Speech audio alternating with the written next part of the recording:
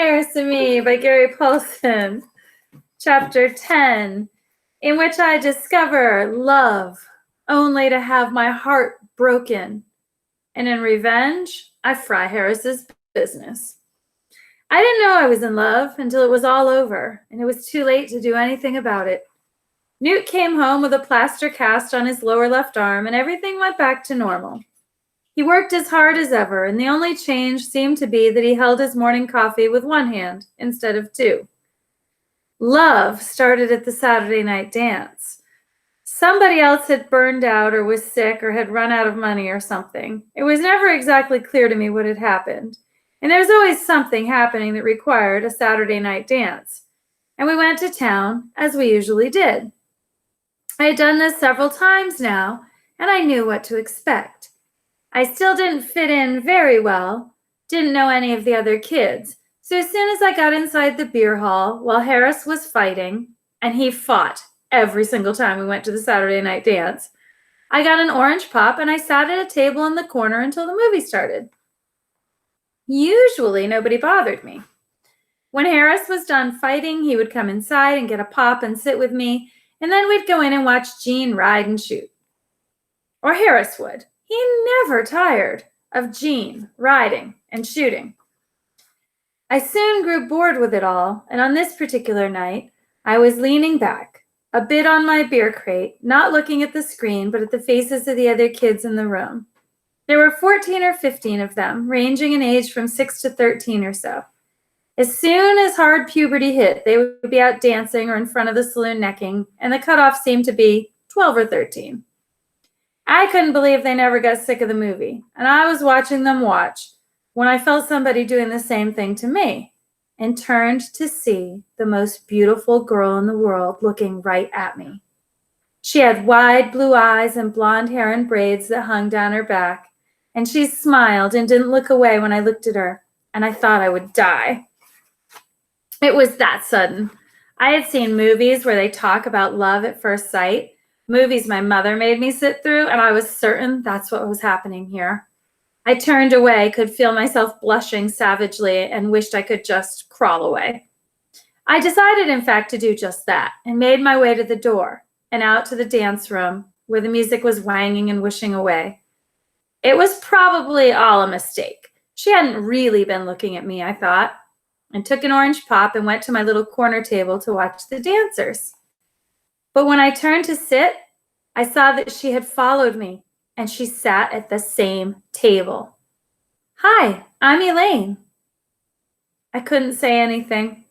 She was about my age, and when I saw her closely in the better light from the ceiling Coleman lanterns, she looked even more beautiful. Her eyes seemed to be made of cool ice, and she was wearing a blue dress that matched the color perfectly. "Elaine Peterson?"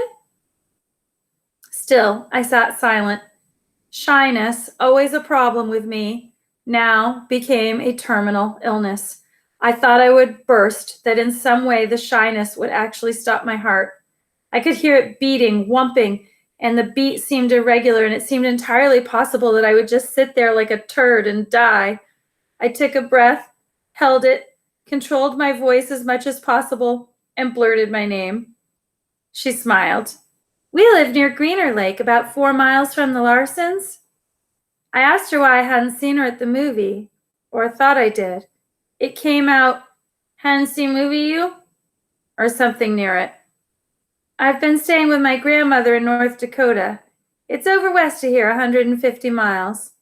She said it like it was another country, and I thought I might tell her that I had lived in the Philippines for almost 3 years, and in Texas, and had seen California, and pretty much everything in between, but nothing, absolutely nothing came out.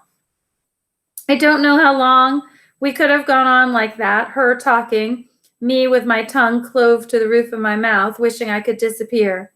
But time kicked in and took over. It was late, and the band started on its last dance, a slow waltz, and the movie was done, and the rest of the kids came out of the back room. Harris spied me instantly and took in the situation in a glance. He came up to the table, the ubiquitous bottle of orange pop in his hand, and plunked down in a chair. I made eye motions at him to leave, but he ignored them and spoke to Elaine. "How do you like my cousin?" She smiled. He seems nice. Harris shook his head. That's what I thought, but he ain't right. I pushed at his shoulder. What do you mean? She asked. In the head. He ain't right. It was something to do when he was born. They cut the cord too fast or something and his brain didn't get into the light. It happens all the time. Brains got to get into the light or they don't work right. You remember that Severson kid? How he kept leaning left and ate his snot all the time? Harris pointed at me with his chin. It's the same with him. Not true, I said, or I attempted to. It really came out as more of a blap. The shyness has gotten worse, and I was now in the position of having to convince Elaine that I was indeed right in the head, and that I didn't eat my snot without being able to speak, but it was all too late. Elaine was studying me with a new look, one of pity, and she smiled, not unkindly, and nodded, and left me sitting there with Harris, fuming. I'll get you for this, I told him. You don't want to mess around with Elaine anyway. Pretty soon you just want to go down there all the time, and then I'd have nobody to play with, and there you'd be hanging around their mailbox hoping to see her. I'll get you for this, I repeated. I really will. And as luck would have it, I got my chance the very next day. I ain't gonna do it. Harris stood by the side of the barn looking at the wire that came from an insulator near the door and led out into the pasture. Newt had turned the pigs out into a part of the cow pasture to root and dig for a while. Rather than put up hog fence, he bought a battery-operated electric fencer and some insulators and wire. Inside the barn, he put a dry cell 6-volt battery in the fencer to keep them out of the weather, then brought the wire out through a hole. We had half a good day watching the sows figure the wire out. They learned fast, and one of them, old Gertie, learned on the first day to cake mud on her head, let it dry, and then push at the wire with the dry mud insulator to get out of the pasture and into the cornfield. The chickens hit it a few times, squawking and jumping with feathers flying, and even Buzzer accidentally brushed the wire. When it popped him, he took it as an attack and went after it, which of course made it worse and made him more angry, so that he attacked harder, biting and clawing at the wire until finally he admitted defeat and walked away from the fence. Every hair on his body was straight out, and I believe if anybody had crossed him right then, he would have killed them. It was while Buzzer was fighting the wire that the idea came to me. We had tried touching it with the backs of our fingers and pieces of grass, but the results were inconclusive. I had always been of a scientific nature, believed in the worth of experiments, and I wondered what would happen, watching Buzzer and the fence at war, if somebody actually peed on the wire. Specifically, I wondered what would happen if Harris peed on the wire. I knew it would not be an easy experiment to conduct, and I set about doing it carefully. The subject would be reluctant, downright negative as it turned out, and there would have to be some form of inducement so attractive that it would overcome the reluctance. As it happened, I had the dirty pictures. The power of these pictures to control and induce were beyond question. I believe if given enough of them, Harris would have walked into a bonfire. Indeed, I would have done the same thing. The quality of the pictures wasn't great. They were black and white and small and grainy, but they worked. It was impossible to look at them and still breathe correctly. My dilemma was mostly one of quantity. I knew I could get the experiment to work, but with how much effort? How many pictures would it take?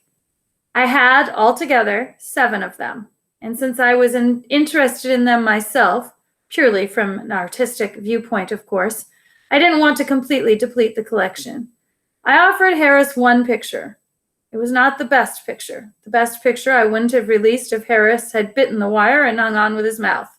Something I considered suggesting when I remembered what he had done with the first love of my life. But it was a good picture, accurate in detail, fundamentally sound as far as composition and educational benefits were concerned, and far-reaching in its ability to promote advanced stages of hyperventilation. Nope, he repeated, I ain't gonna do it. But his refusal was soft. I could sense the weakness in it, and I countered. The picture I'd offered plus 1 other, the one where it was possible to see it all. Well, I had him. First, the rules. What rules? You have to pee right on the wire, not just pass over it. And you have to pee on it long enough to get the surge. It was a pulse fencer, not on continuously, but pulsing at 1 second intervals. Otherwise, it's not a deal. He thought another minute, studying the wire. That thing put a sow on her knees. I shook my head. She was off balance. Besides, 2 of the pictures for your very own. That's a good swap. Yet another minute, then a sigh. All right, go get the pictures. I ran to the house, took out the 2 selected pictures, put them under my shirt, and trotted back to the barn, where Harris was still standing, looking at the wire. I've got to see them. I've got them. Let me see. I raised my shirt and showed him the pictures, lowered it. Said, go ahead, pee on it. He unbuttoned the fly on his bibs and took his business out, then stood there frowning.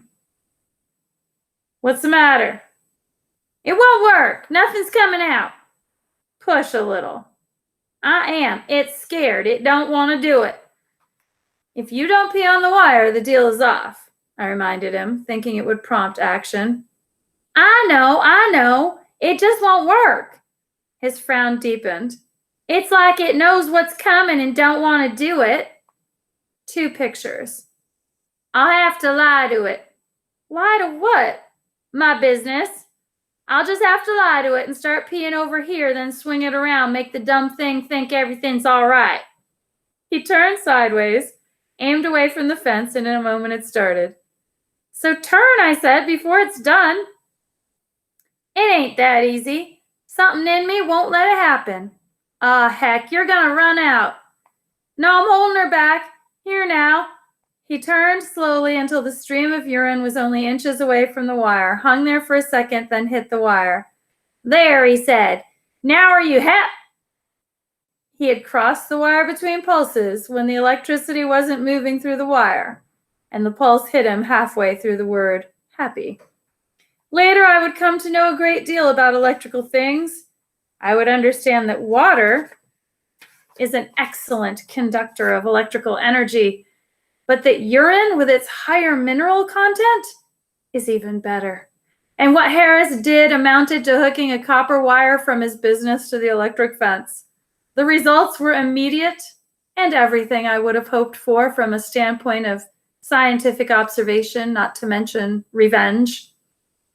In a massive galvanic reaction, every muscle in Harris's body convulsively contracted, jerking like a giant spring had tightened inside him.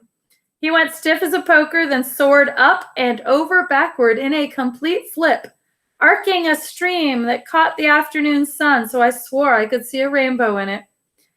Nor did the spectacle end when he hit the ground. He landed on his side, both legs pumping, then sprung to his feet, running in tight circles, holding himself and hissing, oh God, oh God, oh God, oh God. All in all, it was well worth the investment. And when he finally settled, leaning against the barn wall, holding his business, panting loudly, I reached under my shirt to give him the 2 pictures.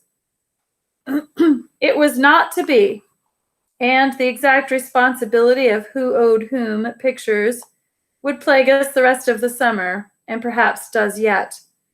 As I held the pictures toward Harris, and he released his groin long enough to reach for them, a shadow fell over us, and I turned to see Louis standing there.